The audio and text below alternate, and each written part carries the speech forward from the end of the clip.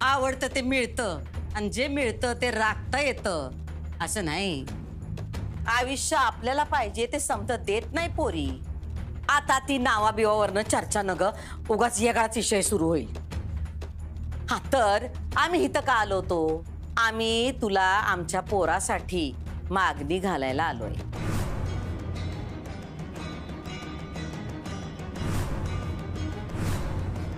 हे बघ, शगुन बी घेऊन आलोय. आमच्या मुलाचं तुझ्यावर प्रेम हाय म्हणून आम्ही आमचं म्हणणं बाजूला ठेवलं आहे. आता समद त्यांच्या मर्जीनं करणार आम्ही. शेवटी ज्यांना संसार करायचा आहे त्यांची मर्जी असणं गरजेचं आहे, नाही का? काय विद्याताई, हा काय दादा? म्हणून आम्ही ठरवलंय की समध्या गोष्टी आम्ही आमच्या पोराच्या मनाप्रमाणे करणार. त्यांच्या पसंतीची मुलगीच आमच्या घरात सून म्हणून आणणार. भुवनेश्वरी मॅडम, अहो माझ्या कानांवर विश्वासच बसत नाहीये. मॅडम, हा तुमच्या मनाचा मोठेपणा झाला, पण आमची पात्रता नाही तुमच्या समोर उभं राहण्याची. ओ जयदेव दादा, कसल्या पात्रतेच्या गोष्टी करतायसा तुम्ही? हा, पात्रता काय पैशावरून ठरत नाही, माणुसकी पाहिजे. आणि ऐका आमचं, आमासनी तुमची मुलगी पसंत आहे. तुम्ही फक्त राजी खुशी तुमच्या मुलीचा हात आमच्या हातात द्या, बस. बाकी आमासनी काय बी न ग. देवाच्या दयेनं समद हाय आमच्याकडं.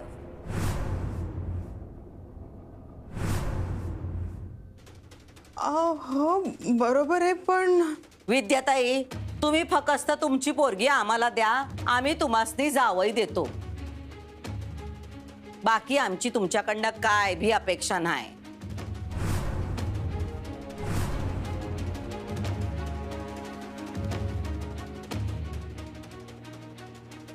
ये इकडे ये.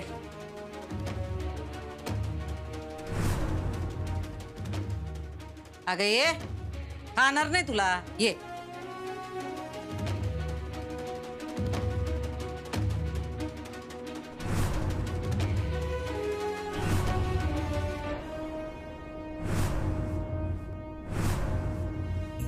घे पोरी, तुझ्या आई वडिलांशी बोलून आम्ही लग्नाची तारीख ठरवू.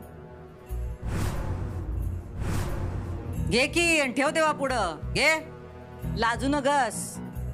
शगुन थोडा आहे, पण लग्नात आम्ही तुला दागिन्याने मडवू. आपल्या घराण्याला शोभेल अशी सजली पाहिजेस ना व, काय आई? हा, मग सवालच नाही हाय.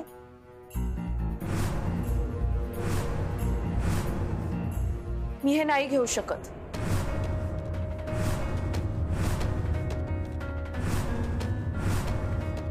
काय? I am sorry madam. म्हणजे तुम्ही तुमच्या घरासाठी माझा विचार केला ही खूप मोठी गोष्ट आहे माझ्यासाठी. त्याबद्दल थँक्यू, खरंच मनापासून थँक्यू. पण मी हे नाही स्वीकारू शकत. का स्वीकारू शकत नाही? आमची रीत आहे, होणाऱ्या सुनेला दागिन्याने मडवतो आम्ही. मी हे नाही घेऊ शकत मॅडम. तुला शगुन नगाय का आम्ही नगाय?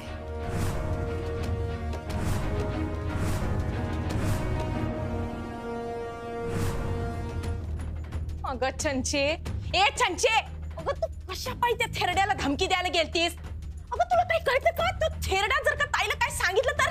मम्मी, त्याला काही बी बोलता येत नाही ग. ए, अगं पर लिहून सांगेल का नाही? मम्मी, काय त्याच्यात एवढं? नसते उद्योग कराय तुला कोण सांगतं का? तू काय करतायस माझा? देवा, मी या पोरीचं काय करू देवा? काय करू? मम्मी, तू तुझं डोसकं का फोडायलास? मग काय करू? तुला डोसका फोडायचाच असेल ना तर मावशीचं फोड. त्यानं काय होणार आहे ग? हे लगीन होणार नाही. अगं हे लगीन नाही झालं तर आपला फायदा नाही. म्हणजे जवर ताई हाय तवर आपल्याला या घरात थार आहे. जर ताई गेली तर आपल्याला गाशा गुंडाळावं लागल आणि ताईला मारून काय बी होणार नाही ग.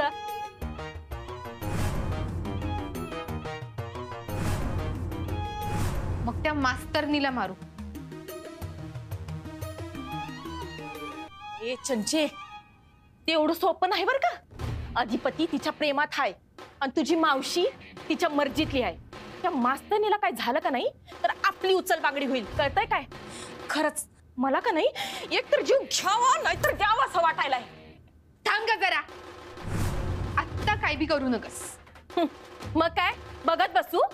अगं माझा जावई हिरावून घेतलाय तिनं. अगं तुझा नवरा तुझ्या नाकाखालून घेऊन गेली ती मास्तरीन.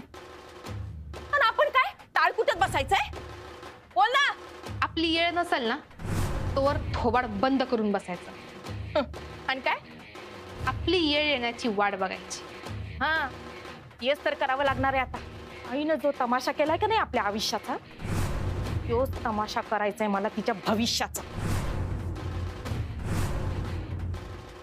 अधिपती माझा राजमार्ग होते या घराची मालकीण होण्यासाठी. तो मार्ग आता बंद झालाय, पण दुसरा काहीतरी मार्ग लवकरच बघावा लागल. वय चंचे, अगं तू एवढी शिकलीस. माझं शिक्षण काढू नकस. घरात भिताडाला बी कान असतात. अगं वय पर तू, अगं पर म्या तुला वकिली शिकवली ताईसाठी तू 9वी आहेस. पर मला ठाव आहे का म्या LLB हाय. हा तेच ते. आता हे बघ चंचे, तू काय तर तुझं डोसकं लाव बघ आणि घे तिच्याकडनं समद काढून. ही मालमत्ता, जमीन जुमला, यो बंगला, ही समधी संपत्ती, हे समद तुझं झालं पाहिजे चंचे. समद काढून घे, तुझ्या नावावर कर. लगीन करून जर हे समद मिळत नसेल का नाही तर दुसऱ्या मार्गाने मिळवावं लागेल. मी बी तोच विचार करायले मम्मी. आत्ता थोडं थंड घे, कळलं? कळलं.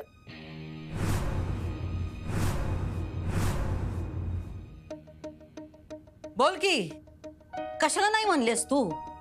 शगुन की आम्ही? दोन्ही.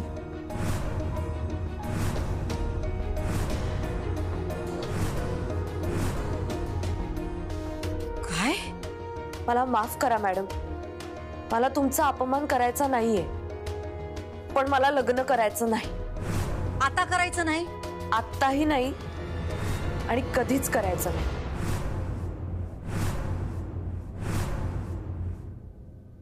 असं बोलू नगस पोरी. वास्तू कधी बी तसाच तू बोलतीय. आजी खरंच सांगते, माझ्या लग्नाचं जे काही झालं. पोरी अगं एक डाव खेळ खंडोबा झाला ना तर पुन्हा होत नसतो. मी तर असं म्हणन देवाजीच्या मनातच असल तुझं आणि अधिपतीचं जुळावं म्हणताना तुझं लगीन मोडलं. कारण देवाजीनं जिथं गाठ बांधलेली असतं ना तिथंच होतं समज, तिथंच जुळतं. आणि तुझी आणि अधिपतीची गाठ बांधली आहे बघ देवाजीनं. आजी प्लीज, तुम्ही असं नका ना बोलू. तुम्ही वयाने मोठ्या आहात, तुमचा शब्द राखायला मला जरूर आवडलं असतं. पण हे होणार नाही. काय होणार नाही? मी आणि अधिपती हे शक्य नाहीये मॅडम. म्हणजे मॅडम अधिपती खूप चांगले आहेत माणूस म्हणून. त्यांचे माझ्यावर खूप उपकार आहेत. त्यांच्यासारखा लाख मोलाचा माणूस मी आजवर पाहिलेला नाहीये मॅडम, खरंच. आणि ते माझे खूप चांगले मित्र आहेत आणि आयुष्यभर राहतील. पण नवरा म्हणून मी त्यांचा विचार आजपर्यंत कधीही केला नाही. मग आता करून बघ. नाही मॅडम, नाही जमणार मला हे. का नाही जमणार? एक तर मला कधीच लग्न करायचं नाहीये, हे माझं ठरलंय मॅडम. आणि जर कधी काळी केलंच तर अधिपतींची नाही करू शकत मी लग्न. का? अधिपतीनं काय झालंय? नाही, त्यांना काही नाही झालंय. खूप चांगले आहेत ते. एकदा तू त्यांना चांगलं म्हणते, एकदा त्यांना नाही म्हणते. चांगल्या माणसाला नाही म्हणण्याचं कारण तरी काय आहे? मॅडम त्यांचा दोष नाहीये, माझा प्रॉब्लेम आहे. हा, ते बरोबर आहे. प्रॉब्लेम तुझाच आहे, पण तो काय आहे ते आम्हासनी कळू दे तरी. मॅडम प्लीज, आपण हा विषय वाढवला नाही तर चालणार नाही का? नाही चालणार. आम्हासनी कळलंच पाहिजे आमच्या सोन्यासारख्या पोराला तू नाही का म्हणतेस? हा, कारण बोल बोल बोल ना. कारण मॅडम, मी माझ्यापेक्षा कमी शिकलेल्या माणसाशी आयुष्यात कधीही काहीही झालं तरी लग्न करू शकत नाही.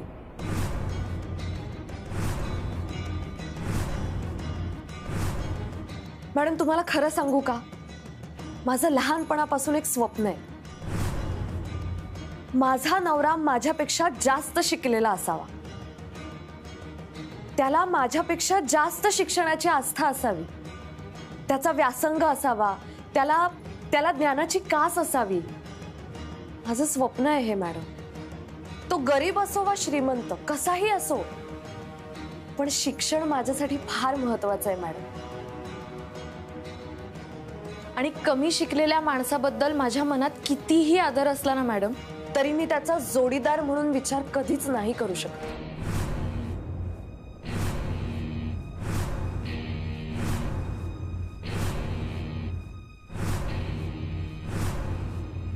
नाही रे, नाही नाही नाही, असं डोळे बंद करून जे दिसते ते काय खरं नसते. डोळे आणि कान उघडे ठेवून जे आपल्याला दिसते आणि जे ऐकू येते ना, ते खरं असते रे बाबा. सरकारचा विचार करू नका तुम्ही. तुला माहित नाही बाबा, असल्या अडग्या आहेत का नाही मास्तरीनबाई या बाबतीत. आता त्या कमलचं एवढं सगळं ओके आहे काय, पण तरी त्याला नाही म्हणतात का? कारण त्या स्वभाव. आम्हाला नाही म्हणतात का?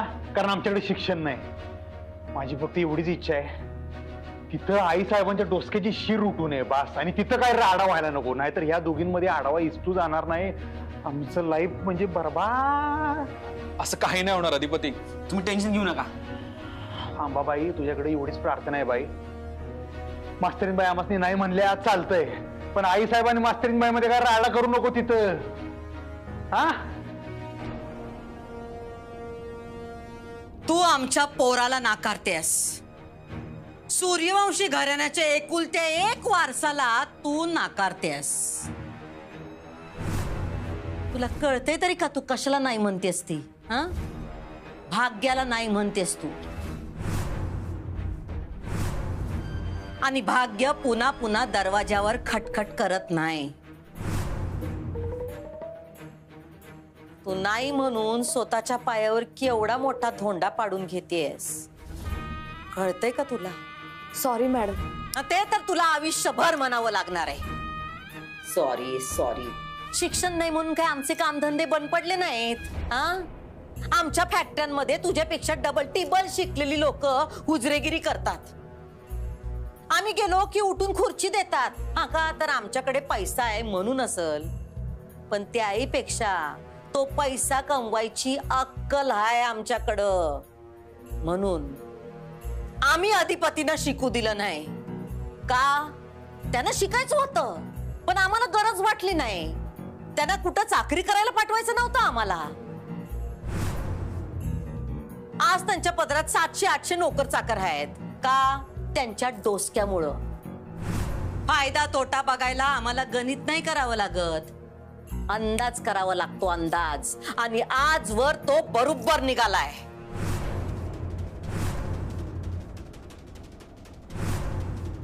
भुवनेश्वरी मॅडम, तुम्ही चिडू नका ना प्लीज. याच शिकवलं काय तुम्ही तुमच्या पोरीला? हा, मॅडम प्लीज रागवू नका.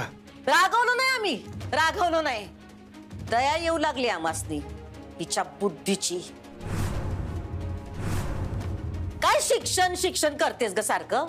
अहो, तुमची पोरगी जे करते ना, त्याला दैव देतं पण कर्म नेतं असं म्हणतात. अधिपती सारखा गुणी माणूस ती नाकारते. त्याचं कारण काय?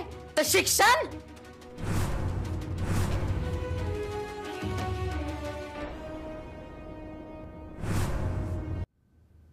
हिच्या मूर्खपणावर आम्ही हसायचं का रडायचं तेच कळना आम्हाला. 5 डिग्र्या घेतलेला माणूस तुला मिळाला, पण माणूस म्हणून त्याची लायकी नसल तर काय करशील ग तू? कमी शिकलेल्या माणसाला तुला मित्र करायला काय प्रॉब्लेम नाही, पण नवरा करायला प्रॉब्लेम आहे वय? नाही नाही मॅडम, अधिपतींचा काहीच दोष नाहीये. हे माझं ठरलंय. मला शिक्षण महत्वाचं आहे हो. आणि अधिपती शिकलेले नाहीत हा एक भाग झाला, पण त्यांना शिक्षणाबद्दल जराही आस्था नाहीये मॅडम. ह्याचा मला जास्त त्रास होतो. तुला काय वाटतं, माणूस शिकला की त्याचे हात आभाळाला टेकतात होय? सगळ्या जगाची अक्कल त्याला येते. हा, असं नसतं पोरी. कुणी शिकलेला माणूस शिक्षणाच्या जोरावर अहंकार करत असल तर समजून जावं, तो सगळ्यात मोठा अडाणी आहे. शिकला सवरलेला नाही, शिक्षण नाही त्याच्या डोक्यात. आपण शिकलो आहोत ही गुरमी हवी झालेली आहे. त्याला हा अंदाजच नाही की समध्या जगाच्या ज्ञानामध्ये त्याची हिस्सेदारी कणभर सुद्धा नाही. तुला एक सांगू, तो शिकलेला असतो की नाही ज्ञानी, तो माणूस नेहमी विनम्र असतो. पण तुझ्याकडे विवेक नाही, अहंकार आहे पोरी. आणि त्या अहंकारात तू एवढी आंधळी झाली आहेस का चांगलं वाईट दिसना झालंय तुला. मॅडम मला माफ करा, तुम्ही काय म्हणताय ते मला कळतंय. जो शिकलेला असतो तो खूप विनम्र असतो, हे बरोबर आहे तुमचं. पण मॅडम मला गर्व नाहीये माझ्या शिक्षणाचा, कारण मी खूप शिकले नाहीये हे माहितीये मला. पण मॅडम हे बघा, कुणाचं गाण्यावर प्रेम असतं, कुणाचं देवावर प्रेम असतं, तसं माझं शिक्षणावर प्रेम आहे. आणि माझा जोडीदार शिक्षणाला रिस्पेक्ट करणारा असावा एवढी माफक अपेक्षा मी आयुष्याकडून ठेवूच शकते ना मॅडम. माझं काही चुकत असेल तर प्लीज मला रागवू नका. तुम्ही म्हणता ते बरोबरच आहे, पण तुम्हाला वाटतं तसं मला माझ्या शिक्षणाचा गर्व नाहीये मॅडम. मी म्हटलं तसं अधिपती खूप चांगले आहेत, बुद्धिमान आहेत. ते जर शिकले असते ना तर त्यांनी खरंच काहीतरी चांगलं केलं असतं, मला अगदी माहिती आहे. पण ते शिकलेही नाहीत आणि त्यांना शिक्षणाबद्दल जराही आस्था नाही. अशा माणसाशी कनेक्ट करणं मला शक्य नाहीये मॅडम.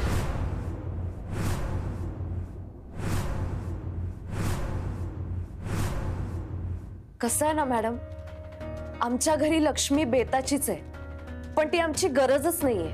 आमच्याकडे जे आहे त्यात आम्ही खूप सुखी आहोत, कारण आम्हाला सरस्वतीनं संपन्न केलंय. आमच्या घरी पूजा होते पण सरस्वतीची. असं होय, मग आपण आपल्या घरी आणू की सरस्वती, तू कर तिची पूजा. आई बर मग तोडगा आहे की, तुला असं वाटतंय ना, मग आमचा अधिपती शिकल की.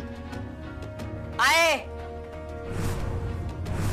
जे होणार नाही ते बोलायचं नाही.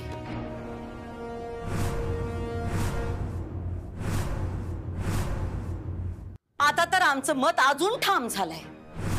अधिपती शिकणार नाहीत म्हणजे नाहीत. गरजच काय त्यांना शिकायची. आणि आता तर आमची खात्रीच पटली, शिकून माणसाचं हे होणार असेल तर नकोच ते शिक्षण. भुवनेश्वरी मॅडम, तुमचा मुद्दा तुमच्या परीने बरोबर आहे, पण ते बरोबरच आहेत. आम्ही इथं आलोय ते आमच्या पोराचं मन राखण्यासाठी. आता आम्ही तुला एकदा शेवटचं विचारतोय, तू आमच्या पोराबरोबर लग्न करायला तयार आहेस का नाही?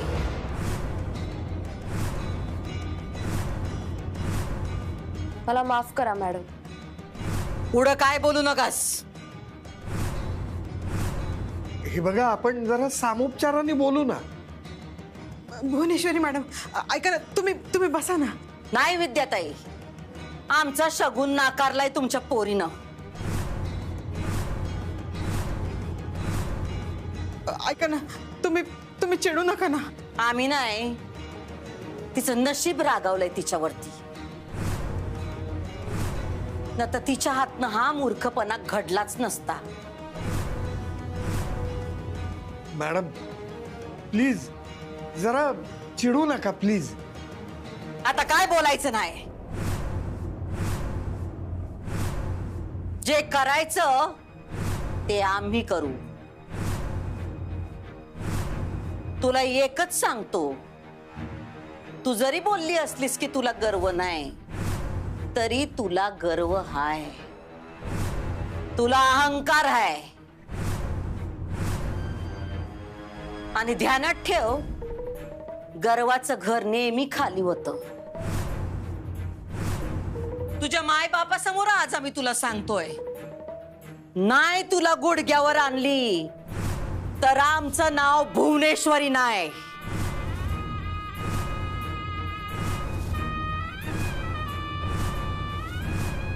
चला.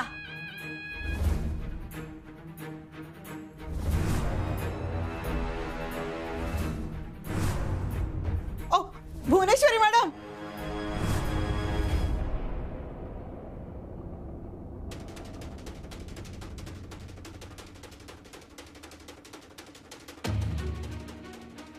भुवनेश्वरी मॅडम, भुवनेश्वरी मॅडम, एक मिनिट ऐका ना जरा. अहो अहो आम्हाला अपेक्षित नव्हतं. आम्हाला बी अपेक्षित नव्हतं.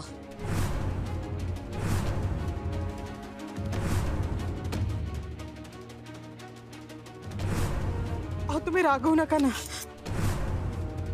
रागावलो नाही, दया येते तुमची.